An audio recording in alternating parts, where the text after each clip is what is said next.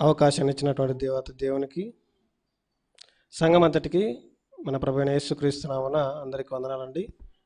కూడి వచ్చినటువంటి దేవుని ఆత్మీయుల మీకు అందరికీ మన ప్రభువైన యేసుక్రీస్తు నామమున మరొకసారి వందనాలు తెలియజేస్తున్నానండి. ప్రభు బల్లారాధనలోనికి మనం ప్రవేశించే కంటే ముందు కొన్ని ఆలోచనాత్మకమైనటువంటి విషయాలను మనం నేర్చుకోవడానికి ప్రయత్నం చేద్దాం. చిన్న సమాచారాన్ని నేను వాక్య భాగానికి వెళ్తానండి. చిన్న సమాచారం ఇస్తాను. మనం పుట్టిన మొదలుకొని మరణించేంత వరకు చాలా సమయాల్లో మనము పనులు చేస్తూ ఉంటాం.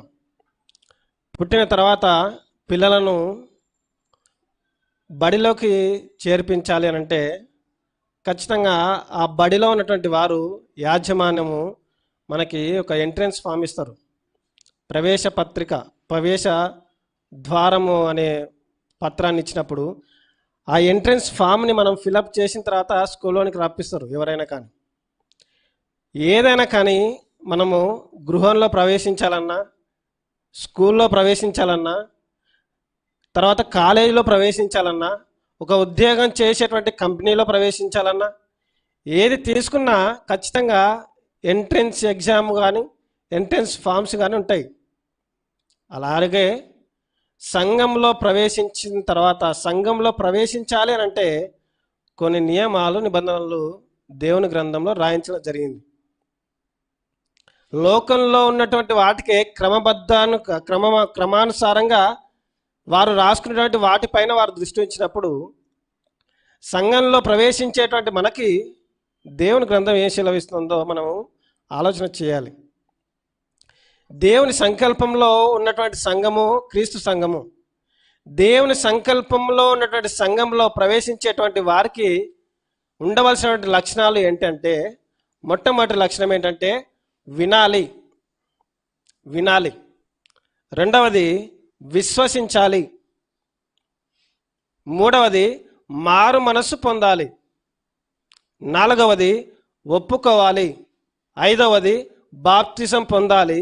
ఆరవది సంఘంలో ప్రవేశించాలి. మొట్టమొదటిది ఏంటంటే వినడం, రెండవది విశ్వసించడం, మూడవది మారు మనస్సు పొందడం, నాలుగవది ఒప్పుకోవడం, ఐదవది బాప్తిజం తీసుకోవడం, ఆరవది సంఘంలో ప్రవేశించడం. ఇంత ప్రక్రియ ఉందన్నమాట సంఘంలో ప్రవేశించాలంటే.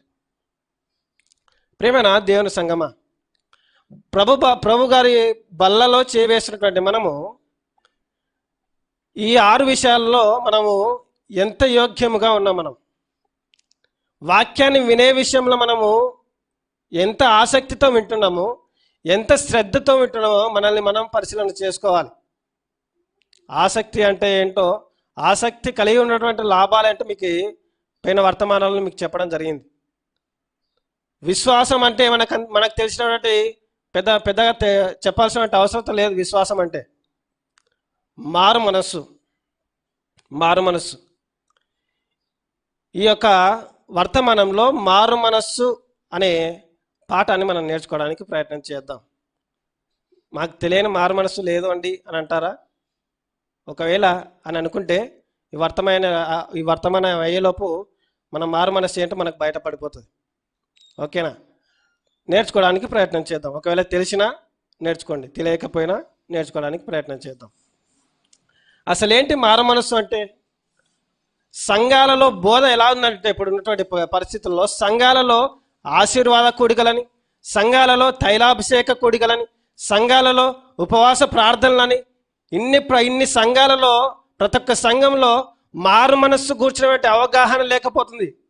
మారు మనస్సు కూర్చున్నటువంటి సభలు పెట్టలేకపోతున్నారు. కారణం సంఘాలలో ప్రజలని మెప్పించడానికి చేస్తున్నటువంటి పరిచర్య ఇప్పుడున్నటువంటి పరిస్థితుల్లో మనకు కనిపిస్తుంది.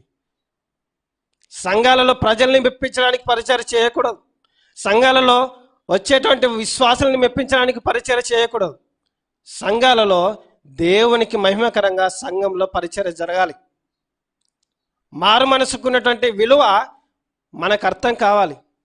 మారు మనసుకున్నటువంటి విలువ దేవుని గ్రంథం ఏ విధంగా ఘంటాపదంగా చెప్తుందో మనకు తెలియాలి. ప్రియులారా, ఒకసారి చూద్దాం.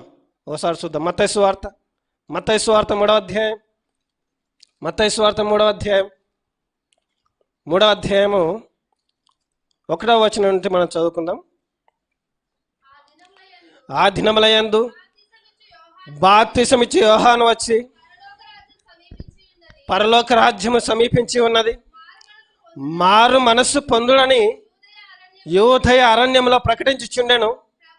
ప్రభువు మార్గము సిద్ధపరచుడి, ఆయన త్రోవలు సరళము చేయుడని అరణ్యంలో కేక వేయు ఒకని శబ్దము అని ప్రవక్త అయిన యెషయా ద్వారా చెప్పబడినటువంటి వాడు ఇతడే. ఈ యోహాను ఎలాంటి వాడో చెప్తూ కింద వచనాలు చెప్తున్నటువంటి మాట. అదే అధ్యాయంలో 6వ వచనంలో తమ పాపములు ఒప్పుకొనొచ్చు యోర్దాను నదిలో అతని చేత బాప్తిసం పొందుచుండరి. అతడు పరిసయ్యులలోను సద్దూకయ్యులలోను అనేకులు బాప్తిసం పొందువచ్చుట చూచి, సర్ప సంతానమా, రాబో ఉగ్రతను తప్పించుకొనుటకు మీకు బుద్ధి చెప్పిన వాడెవడు? మారు మనస్సుకు తగిన ఫలము ఫలించుడి. మారు మనస్సుకు తగినటువంటి ఫలాలు ఫలించాలి. ఎంత గంటాపదంగా చెప్తున్నట్టు అండి. కేక వేయ శబ్దం, ఇది ప్రవచనం. యోహాను గారు కేక వేసి ఏ సమాచారాన్ని లోకానికి ఇస్తున్నాడంటే మారు మనస్సు గురించినటువంటి సమాచారాన్ని ఇస్తున్నాడు. ఆ రోజు ఉన్నటువంటి యూదులకు తెలియదా? ఆ రోజు ఉన్నటువంటి పరిచయాలకు తెలియదా? ఆ రోజు ఉన్నటువంటి సద్దుకాయలకు తెలియట్లేదా? చెప్పండి. తెలుసు, మారు మనసు అంటే ఏంటో తెలుసు. కానీ వారు మారు మనసుకు తగినటువంటి ఫలాలు ఫలించలేదు కాబట్టి వారిని హెచ్చరించాడు. అందుకంటాడు, ఏమంటున్నాడంటే పరిచయలలోను సద్దీకాయలలోను అనేకులు బాప్తిసం పొందవచ్చుట చూచి వారిని ఏమంటున్నాడంటే, మీరు సర్ప సంతానం, రాబో ఉగ్రతను తప్పించుకోవడానికి మీకు ఎవడు బుద్ధి చెప్పాడని చెప్పాడు. మారు మనస్సు తగినటువంటి ఫలాలు మీరు ఫలిస్తున్నారా? ముందుగా ఫలించిన తర్వాత మీరు బాప్తిసంలోనికి రావాలి. ఫలించక ముందు బాప్తిసంలోనికి రావడానికి మీకు వీలు లేదు అని చెప్తున్నటువంటి వారు ఎవరో తెలుసా? పరిసయ్యులు. వారికే, యూదులకే, శాస్త్రులకు, సద్దూకయ్యులకు, వీరు ధర్మశాస్త్రాన్ని ఎరిగినటువంటి వారు, పరిసయ్యులు ధర్మశాస్త్రాన్ని తెలిసినటువంటి వారు, ఉత్తీర్ణత కలిగినటువంటి వారికి మారు మనస్సు యొక్క విలువ అర్థం కాలేదు. ప్రియులరా, మనకు అర్థమవుతుందా? సేవకులుగా మనకే అర్థం కావట్లేదు. ఆనాడు సద్దుకాయల పరిస్థితి ఎలా ఉందో, ఆనాడు పరిచయుల పరిస్థితి ఎలా ఉందో, ఈనాడు సేవకులకు కూడా అలాంటి పరిస్థితి ఎదురవుతుంది. ప్రియులారా, సేవకులు అందుకే మారు మనస్సు సభలు అని పెడితే ఎవరన్నా వస్తారో చెప్పండి? ఎవరు రాడు. అదే ఆశీర్వాద సభలు పెట్టండి, అదే స్వస్థత సభలు పెట్టండి, వందల మంది వస్తారు. ఈ లోకానికి ఆశీర్వాదాల కోసం వచ్చేది, సంఘానికి ఆశీర్వాదాల కోసం వచ్చేది. నీ మనసు మారకపోతే నీకు ఆశీర్వాదాలు ఎలా వస్తాయి చెప్పండి? మారు మనసుకు తగిన ఫలాలు ఫలించాలి. ఏంటి బాప్తిసం పొందక ముందు మారు మనస్సు పొందడం ద్వారా కలిగే లాభాలేంటి? మనము బాప్తిసం తీసుకునే ముందు మారు మనస్సు ఖచ్చితంగా ఫలించాలండి. మారు మనస్సు ఖచ్చితంగా మనకి రావాలి. మారు మనస్సు లేకపోతే బాప్తిసం పొందితే చాలా మనం నష్టాన్ని కలగజేసుకుంటాం. ఆ విషయాలు బైబిల్లో నిగూఢ చేయబడ్డాయి. కొంతమంది మారు మనస్సు లేకుండా బాప్తిసం పొందినటువంటి వారు బైబిల్లో కొంతమంది ఉన్నారు. వారి సందర్భాల గురించి మాట్లాడుకుందాం ఈరోజు. అపోస్తల కార్యములు మొట్టమొదటి సందర్భం చూద్దాం. అపోస్తల కార్యములు 8వ అధ్యాయం. అపోస్తల కార్యములు 8వ అధ్యాయం 9 నుంచి 24 వచనాలు రాసుకోవాల్సిందిగా మనవి చేస్తున్నాను. 9 నుంచి 24 వచనాల్లో అక్కడ ఒక గారడి అనే వ్యక్తి గురించి మాట్లాడుతున్నటువంటి సంభాషణ, సీమోను అనే మనుషుని గురించి మాట్లాడుతున్న సందర్భం. నేను ఒక ప్రశ్న అడుగుతున్నాను, మీకు అందరికీ బైబిల్ తెలుసు కనుక. సీమోను గారు అంటే గారడి చేసేటువంటి ఆయన బాప్తిసం తీసుకున్నాడా తీసుకోలేదండి?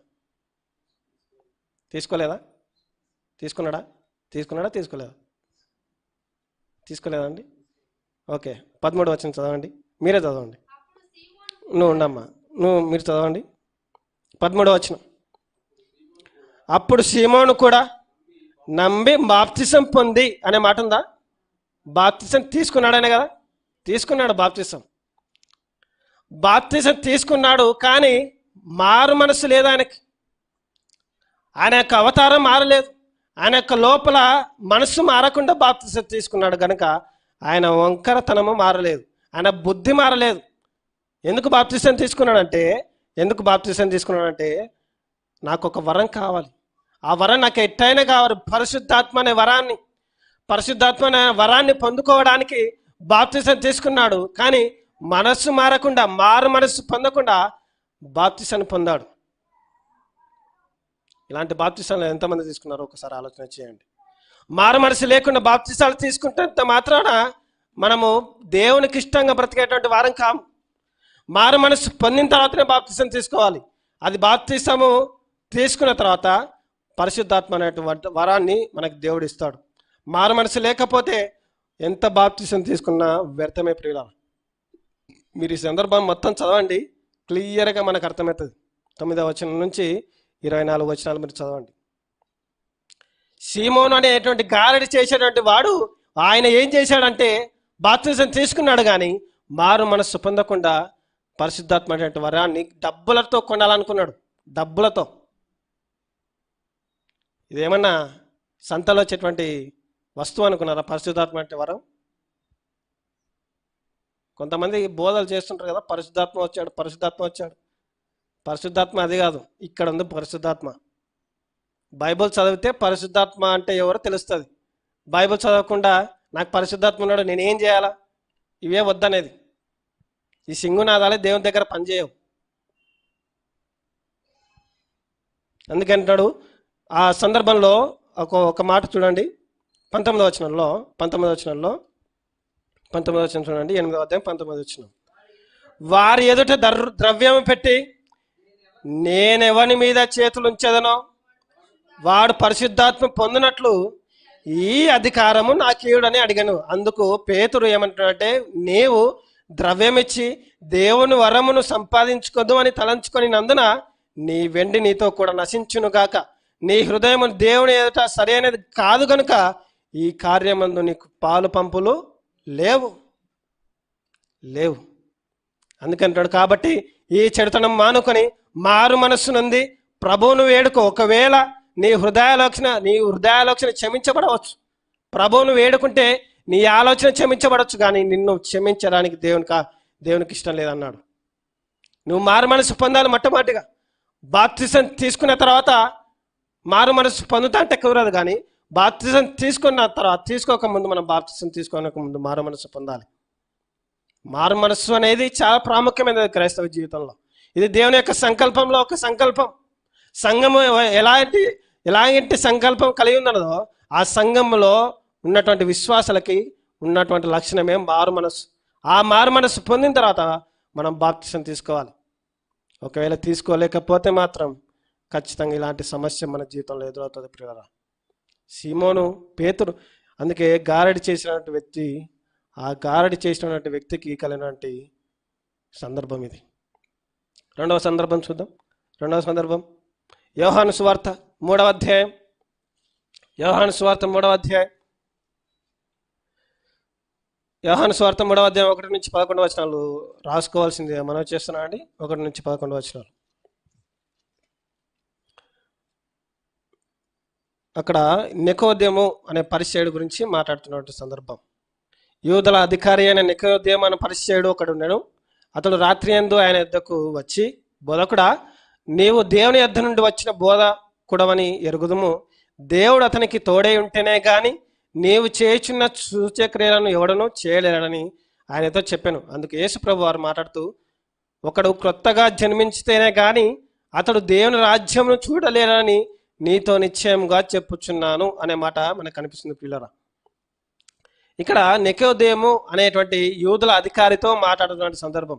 మీరు 1వ వచనం నుంచి 11 వచనాలు చదవండి. తర్వాత అక్కడ సందర్భం ఏంటో మనకందరికీ తెలిసినటువంటి సందర్భమే. నికోదేము అనేటువంటి ఆయన ఎవరంటే యూదులకి అధికారి, అలాగనే పరిసయ్యుడు అంటే మనకందరికి తెలుసు, వాక్యాన్ని బాగా ఎరిగినటువంటి వ్యక్తి, ధర్మశాస్త్రాన్ని బాగా పఠించినటువంటి వ్యక్తి. ఆ పఠించినటువంటి వ్యక్తికి మారు మనస్సు లేక దేవుని దగ్గరికి, క్రీస్తు ప్రభువారి దగ్గరికి వచ్చి మాట్లాడుతున్నటువంటి సందర్భం ఇది. పరిసయ్యుడే, యూదులకు బోధకుడే, కానీ మారు మనస్సు లేదు ప్రియులారా. 3వ అధ్యాయం చూడండి. 4వ వచనంలో అందుకు నికోదేము, ముసలివాడైన మనుషులు ఎలాగూ జన్మింపగలడు? రెండవ మారు తల్లి గర్భమందు ప్రవేశించి జన్మింపగలడా అని ఆయనను అడిగినప్పుడు యేసు ప్రభు వారు మాట్లాడుతూ, ఒకడు నీటి మూలంగాను ఆత్మ మూలంగాను జన్మించితేనే కానీ దేవుని రాజ్యంలో ప్రవేశింపలేడని నీతో నిశ్చయముగా చెప్పుచున్నాను. శరీరం మూలంగా జన్మించిన శరీరమును, ఆత్మ మూలంగా జన్మించినది ఆత్మనై ఉన్నది. మీరు క్రొత్తగా జన్మింపవాలని నేను మీతో చెప్పినందుకు ఆశ్చర్యపడవద్దని చెప్పాడు. ప్రియమైన దేవుని సంగమ, ఈ సందర్భము మనకందరికీ బాగా తెలిసినటువంటి సందర్భం. నికోదేము అనేటువంటి వ్యక్తి యూదులకి పరిచయుడు. నికోదేము అనేటువంటి వ్యక్తి యూదుడు, ఆయన పరిచయుడు. ఈ వాక్యాన్ని బాగా తెలిసినటువంటి వ్యక్తికి కూడా మారు మనస్సు అంటే ఏంటో తెలియలేకపోయింది. యేసుక్రీస్తు ప్రభువారి దగ్గరకు వచ్చి ఎలా జన్మింపగలడు? ఒకసారి చనిపోయిన తర్వాత మరలా ఎలా జన్మింపగలడు? ఇలాంటి క్వశ్చన్లు వేస్తున్నాడు అక్కడ. మారు మనసు లేక ఇది రెండవ సందర్భం. మూడవది ఒకసారి చూడండి. మూడవది లూకాసు వార్త 18వ అధ్యాయం. లూకాసు వార్త 18వ అధ్యాయము. లూకాసు వార్త 18వ అధ్యాయం 9 నుంచి 14 వచనాలు. 9 నుంచి 14 వచనాలు. తామే నీతిమంతులమని తమ్మును నమ్ముకొని ఇతరులను తృణీకరించి కొందరితో ఆయన ఈ ఉపమానము చెప్పాను. ప్రార్థన చేయుటకై ఇద్దరు మనుషులు దేవాలయమునకు వెళ్ళిరి. వారిలో ఒకడు పరిసయ్యుడు, ఒకడు సుంకరి.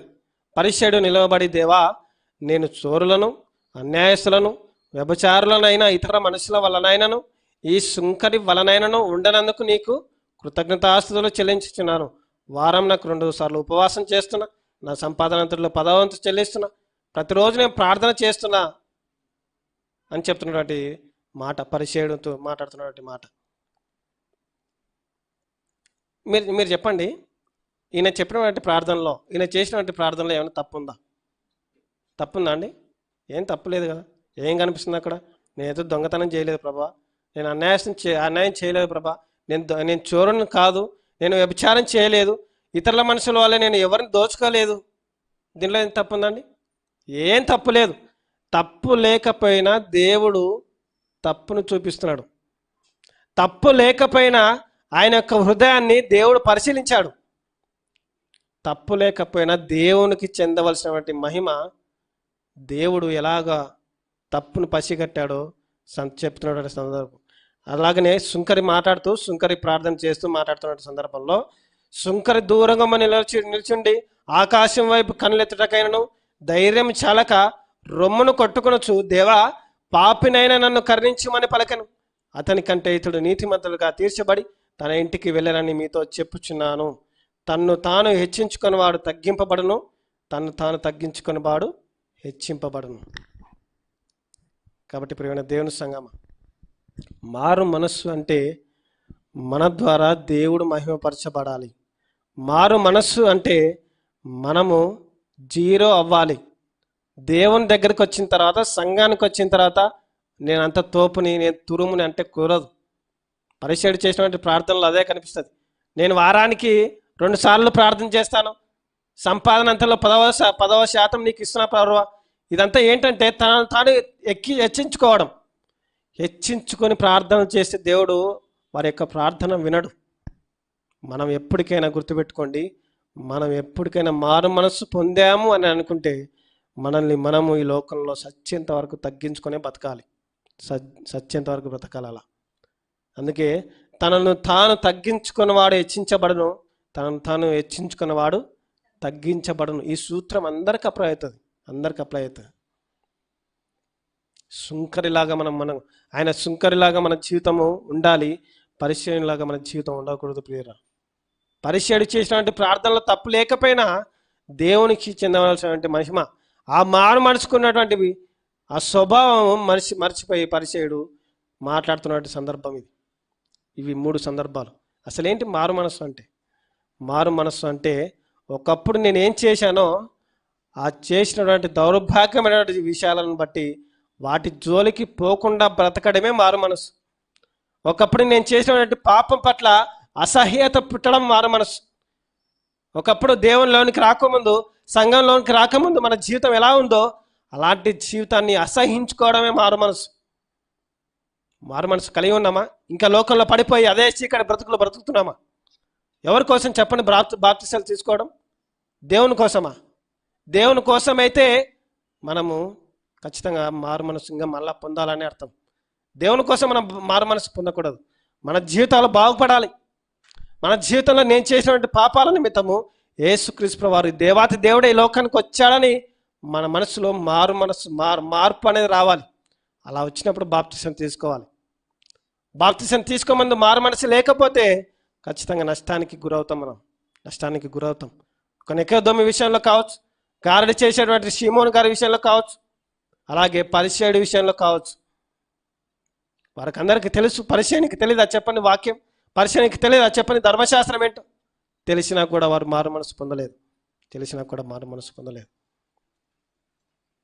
కాబట్టి ప్రియమైన దేవుని సంగమా, ఇలాంటి సందర్భాలు బైబిల్లో చాలామంది ఉన్నాయండి.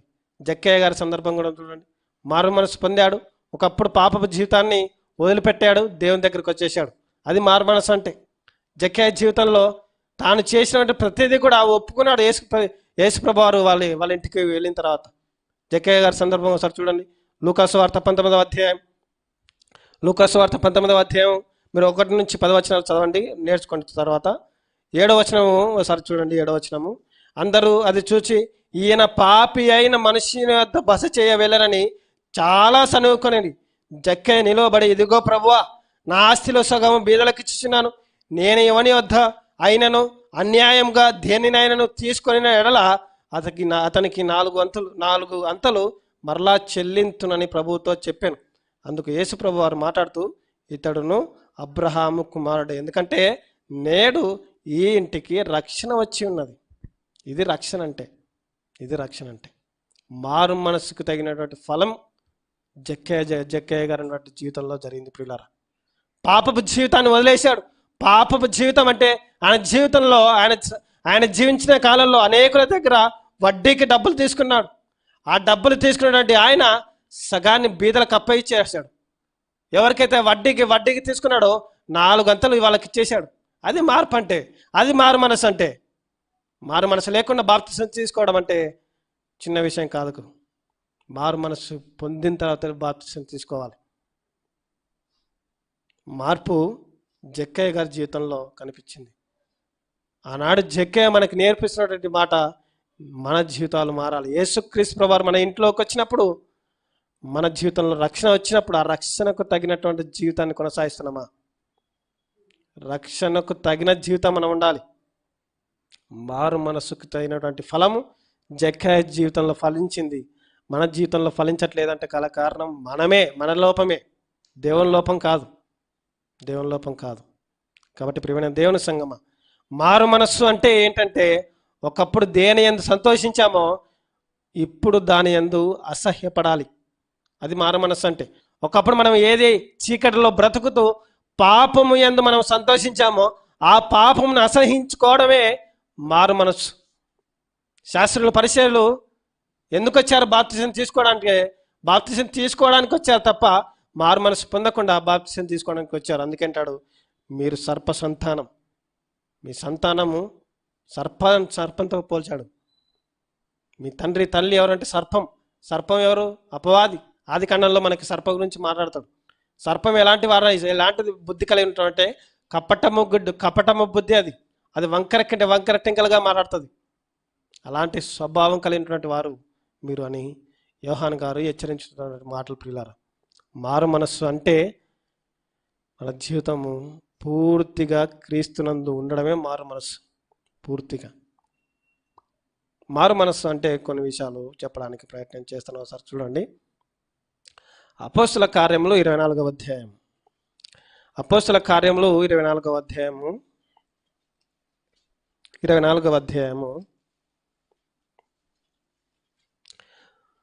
మారు మనస్సు అంటే ఏది కాదో ఒకసారి చూడండి. 24వ అధ్యాయము 24వ వచనం కూడా 24. కొన్ని దినములైన తర్వాత ఫెలిక్స్ యూదురాలైన ద్రుసిల్లాను తన భార్యతో కూడా వచ్చి పౌలును పిలిపించి క్రీస్తు యేసునందలి విశ్వాసము గురించి అతడు బోధింపగా విన్నాడు. ఎవరు? ఫెలిక్స్ గారు. విన్న తర్వాత అప్పుడు అతడు నీతిని గూర్చి, ఆశా నిగ్రహమును గూర్చి, రాబో విమర్శను గూర్చి ప్రసంగించుచుండగా ఫెలిక్స్ మిగుల భయపడి, ఇప్పటికి వెళ్ళుము, నాకు సమయమైనది కాబట్టి నిన్ను పిలువనంపితానని చెప్తున్నటువంటి మాట. మారు మనస్సు అంటే ఏది కాదంటే భయము కాదు. మారు మనస్సు అంటే ఇక్కడ ఫెలిక్స్ గారు భయపడ్డాడు కానీ మారు మనస్సు పొందలేదు. మారు మనస్సు అంటే ఏది కాదంటే భయపడడం కాదు, దేవునికి భయపడడం కాదు, దేవుని వాక్యానికి భయపడడం కాదు. ఫెలిక్స్ గారు పౌలు గారు మాట్లాడుతున్నటువంటి మాటలో పౌలు గారు బోధించిన మాటలకి భయపడ్డాడు కానీ మారు మనస్సు పొందలేదు. ఇది మారు మనస్సు కాదు. మారు మనస్సు అంటే భయం కాదు. రెండవది మారు మనస్సు అంటే దుఃఖపడడం కూడా కాదు. హెబ్రీ పత్రిక 12వ అధ్యాయం, హెబ్రీలకు రాసిన పత్రిక 12వ అధ్యాయము 17వ వచనం. హెబ్రీలకు రాసిన పత్రిక 12వ అధ్యాయము 17వ వచనం. 17వ వచనం ఒకసారి చూడండి. ఏశావు ఆ తర్వాత ఆశీర్వాదం పొందగోరి కన్నీళ్లు విడుచుచు దాని కోసము శ్రద్ధతో వెతికినను మారు మనసు పొందని అవకాశము దొరకక విసర్జించబడనని మీరు ఎరుగుదురు. మారు మనస్సు పొందకుండా ఏశావు ఎలాగూ విసర్జించబడ్డాడంటే దుఃఖపడినా కూడా ప్రయోజనం లేకపోయింది. మారు మనస్సు అంటే దుఃఖపడడం కాదు. సంఘానికి వచ్చిన తర్వాత చాలామంది దుఃఖపడుతుంటారు. అది కాదు మారు మనస్సు అంటే. మారు మనస్సు అంటే దుఃఖపడడం కాదు, భయము కాదు. మూడవది ఒకసారి చూడండి. మూడవది మారు మనస్సు అంటే ఏది కాదు ఒకసారి చెప్పబడుతున్నట్టు మాట 2వ పేతురు పత్రిక, పేతురు గారు రాసినటువంటి 2వ పత్రిక 2వ అధ్యాయం 22వ వచనం.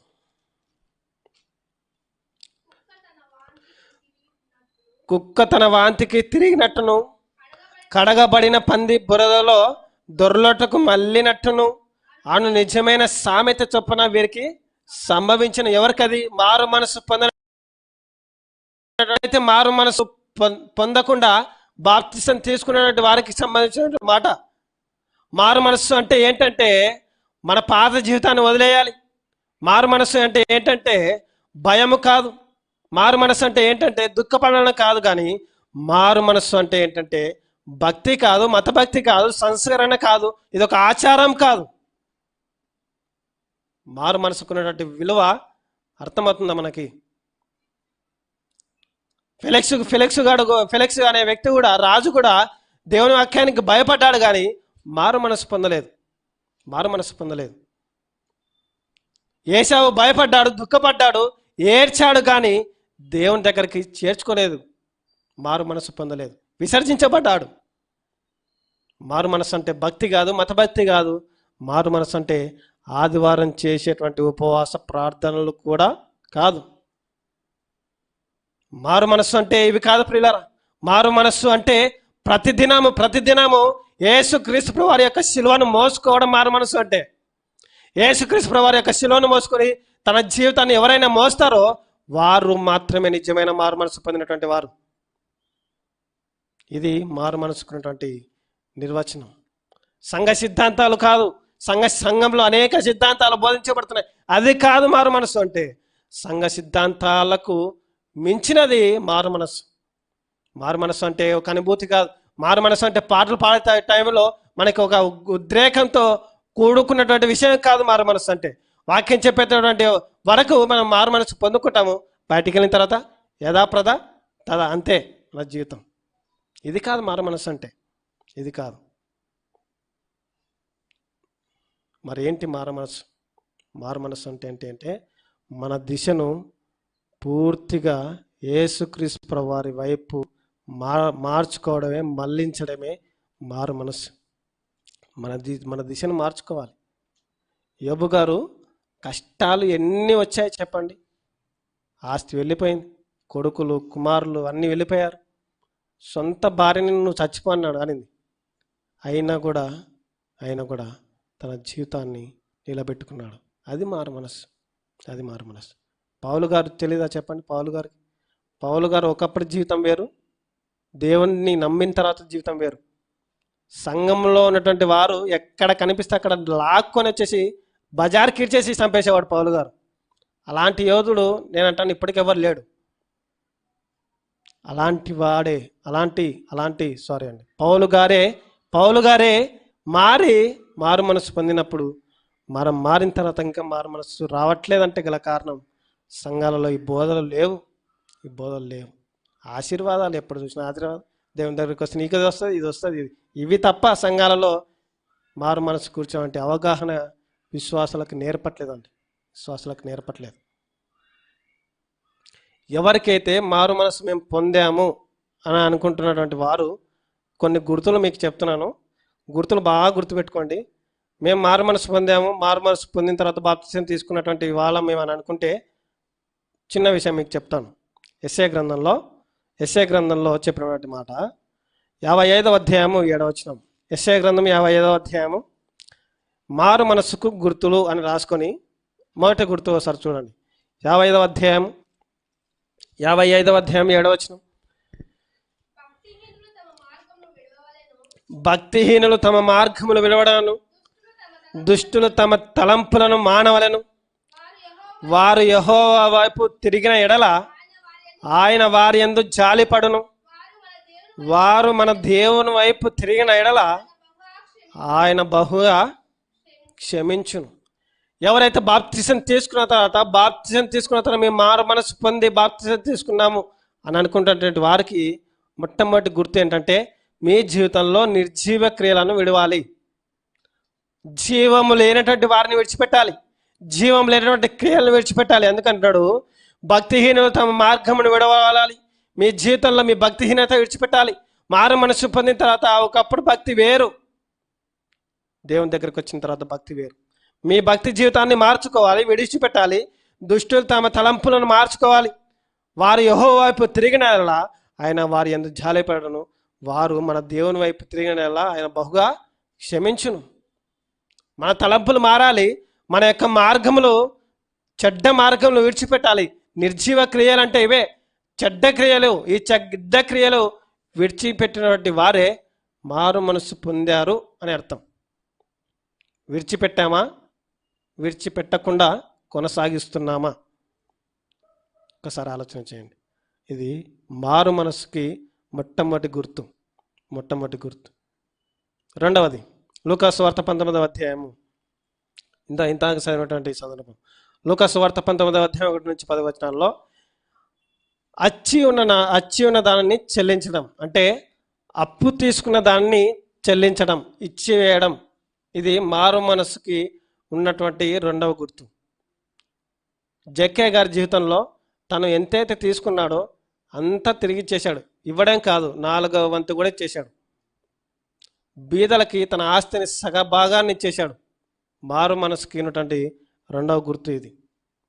మారు మనసుకు ఉన్నటువంటి మూడవ గుర్తు ఏంటంటే ఆత్మ ఫలాలు ఫలించడం, నీతి అనే ఫలించడం. మన జీవితంలో ఫలాలు ఫలించాలంటే, ఫలాలు ఫలిస్తున్నామంటే ఖచ్చితంగా మనం మారు మనసు పొందాము అని అర్థం. ఇంకా ఫలించట్లేదు అంటే పొందలేదు అని అర్థం, అంతే.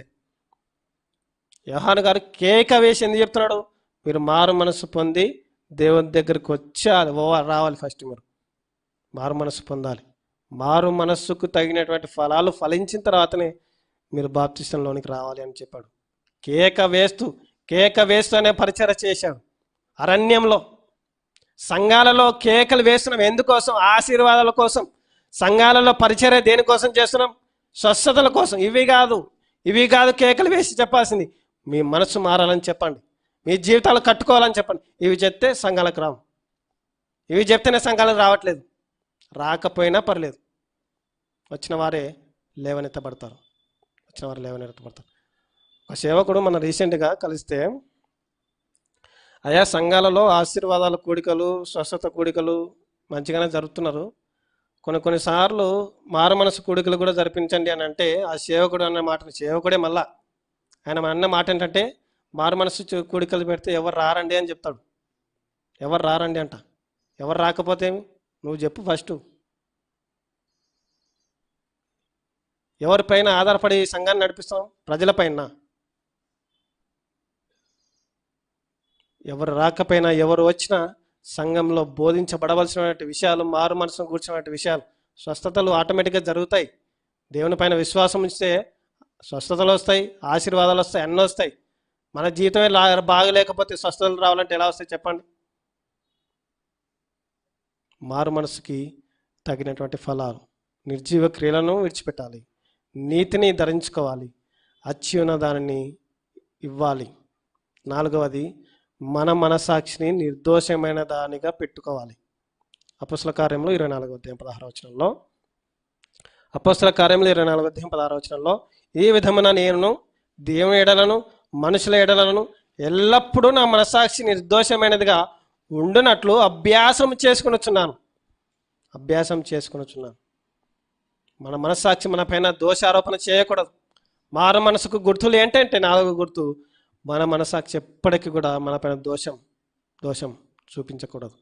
ఎవ్వరు చెప్పకపోయినా ఈ లోకంలో మన మనస్సాక్షిని మన పైన నింద మోపుతుంది. ప్రియులారా, నీ కుటుంబంలో నీ పైన ప్రేమ ఎక్కువయ్యి, మన పైన ప్రేమ ఎక్కువయ్యి నువ్వు తప్పు చేసినా క్షమిస్తారేమో, కానీ మన మనస్సాక్షి నువ్వు చేసేటువంటి తప్పు తప్పే అని చెప్తుంది. అంతే, తప్పు తప్పే అంటది, తప్పు ఒప్పు అని చెప్పదు. అందుకే మన మనస్సాక్షిని మనం కాపాడుకోవాలి. మన మనస్సాక్షి మన పైన దోషారోపణ చేస్తుంటే ఆ దోషారోపణ చేయకుండా మనం కాపాడుకున్నప్పుడే మారు మనసుకున్నటువంటి గుర్తు 4వ గుర్తు. 5వది ఏంటంటే ఇతరులను క్షమించేటువంటి మనస్సు కలిగి ఉండాలి. లోకంలో ఉన్నప్పుడు ఈ స్వభావం మనకు ఎవరికి లేదండి. లోకంలో ఉన్నప్పుడు ఒక వ్యక్తి అంటే పడదు, ఆయన క్షమించం మనం. కానీ సంఘానికి వచ్చిన తర్వాత, సంఘ ప్రవేశం జరిగిన తర్వాత సంఘంలో ఉన్నటువంటి వారిని క్షమించాలి, లోకంలో ఉన్నటువంటి వారిని క్షమించాలి. మీకు ఇవన్నీ తెలుసు. ఎఫెసీ పత్రిక 5వ అధ్యాయం 22వ వచనంలో కావచ్చు, ఎఫెసీ పత్రిక 5వ అధ్యాయం 32వ వచనంలో కావచ్చు, మత్తయి సువార్త 18వ అధ్యాయం 35వ వచనంలో కావచ్చు, మత్తయి సువార్త 5వ అధ్యాయం 43వ వచనంలో ఇతరులను మీరు క్షమించాలి, నేను మిమ్మల్ని ఎలాగైతే క్షమించానో మీరు కూడా అలాగే క్షమించాలని మన దేవుడు సెలవిస్తున్నటువంటి మాట. ఇతరులను క్షమించడమే మారు మనసుకు ఉన్నటువంటి 5వ గుర్తు. 6వ గుర్తు ఏంటంటే, మారు మనసుకున్నటువంటి 6వ గుర్తు ఏంటంటే, వాక్యం ఎడల తీరని అపేక్ష కలిగి ఉండాలి. వాక్యం ఎడల తీరని అపేక్ష కలిగి ఉండడమే మారు మనసుకు కలిగినటువంటి గుర్తు. అపోస్తల కార్యములు 2వ అధ్యాయము 42వ వచనంలో, అపోస్తల కార్యములు 2వ అధ్యాయము 42వ వచనంలో ఇలాగ రాయబడి ఉంది, వీరు అపోస్తల బోధ యందును సహవాసమందును రొట్టె విరుచ యందును ప్రార్థన చేయట యందును ఎడతెగక ఉన్నారు. మొట్టమొదటిది బోధ, వాక్యం. ఎడతెగక వారు వేటిపైన ఉన్నారంటే బోధ ఎందు ఉన్నారంట. ప్రేమైన దేవుని సంగమా, వాక్యం నేర్చుకుంటున్నామా? వాక్యం చదువుతున్నామా? వాక్యానికి ఎంత విలువిచ్చి మనం, ఎంత సమయాన్ని ఇచ్చి మనం చదువుతున్నాం చెప్పండి. మన పనులకి 9 గంటలు 10 గంటలు కష్టపడి చేస్తున్నప్పుడు ఒక్క గంట వాక్యం చదవమంటే చదవం. మన ఆత్మీయ జీవితం ఎలా మార్పు చెందుతుంది చెప్పండి. వాక్యం పట్ల ఎడతెగక మనము తీరని అపేక్ష కలిగి ఉండటమే మారు మనసుకున్నటువంటి 6వ గుర్తు. 7వ గుర్తు ఏంటంటే, ప్రత్యేకంగా జీవించడం. ప్రత్యేకంగా ఈ లోకానికి వేరే మనం జీవించాలి. 2వ కొరింథీ పత్రిక, కొరింథీయులకు రాసిన పత్రిక 2వ కొరింథీ పత్రిక 6వ అధ్యాయము 18వ వచనం ఒకసారి చూడండి. 6వ అధ్యాయం 18వ వచనంలో, దేవుని ఆలయమునకు విగ్రహంతో ఏమి పొందక మనము జీవము గల దేవుని ఆలయమే ఉన్నాము. అందుకు దేవుడు ఇలాగ సెలవిచ్చుచున్నాడు, నేను వారిలో నివసించి సంచరించుతును, నేను వారి దేవుడనై ఉందును, వారు నా ప్రజలై ఉందురు. కావున మీరు వారి మధ్య నుండి బయలు వెడలి ప్రత్యేకంగా ఉండాలి. లోకానికి వేరే మనం ప్రత్యేకంగా జీవించాలి. లోకంలో ఉంటే ఎంపర్లు, ఆ ఎంపర్ల జోలికి మనం వెళ్ళకూడదు. లోకంలో ఉంటే ఆశల వెంపట మన జీవితాన్ని కొనసాగించకూడదు. ఒకవేళ కొనసాగించామంటే మన జీవితం మారు మనసు పొందలేదు అని అర్థం. మారు మనసుకు తగినటువంటి ఫలాలు అంటే ఇవి. ఎందుకంత కేక వేసి చెప్తున్నాడు యోహాను గారు అంటే, మీ జీవితాల్లో ఫలాలు లేవు. ఫలాలు లేకుండా బాప్తిసం తీసుకోవడానికి ఎందుకు వస్తున్నారు మీరు అంటాడు. ఎందుకు వస్తున్నారు మీరు ఫలాలు లేకుండా బాప్తిసం తీసుకోవడానికి? ఎవరైతే బాప్తిసం తీసుకోవడానికి సిద్ధపడుతున్నారో మిమ్మల్ని మీరే ఒకసారి పరీక్షించుకోండి. మీరు మారు మనసు పొందారా? మారు మనసు పొందకుండా బాప్తిసం తీసుకుందామంటే కుదరదు. సేవకుడు చెప్పాడని, సేవకుడు వాక్యం పట్ల విధేయత చూపించి ఉద్రేకపూర్వకంతో బాప్తిసం తీసుకోవడానికి రావకూడదు. మనం అట్లా రావకూడదు. ఎలా రావాలి అంటే వాక్యం చెప్పిన తర్వాత నీ మనస్సు మారిన తర్వాత బాప్తిసం తీసుకోవాలి. సేవకుడు చెప్పాడని పాటల ద్వారా ఉద్రేకపూర్వకంతో మనం బాప్తిసం తీసుకుంటే ఆ బాప్తిసం చెల్లదు. పెళ్ళిళ్ళకని, పేరంటాలకని, క్రిస్మస్లకని వీటి కోసం బాప్తిసాలు తీసుకుంటే మారు మనసు ఎక్కడ చెప్పండి? కొంతమంది మేము పెళ్ళిళ్ళకే తీసుకుంటాం, కొంతమంది మేము క్రిస్మస్కే తీసుకుంటాం. ఈ బాప్తిసం దేవుని దగ్గర చెల్లదు కాక చెల్లదు.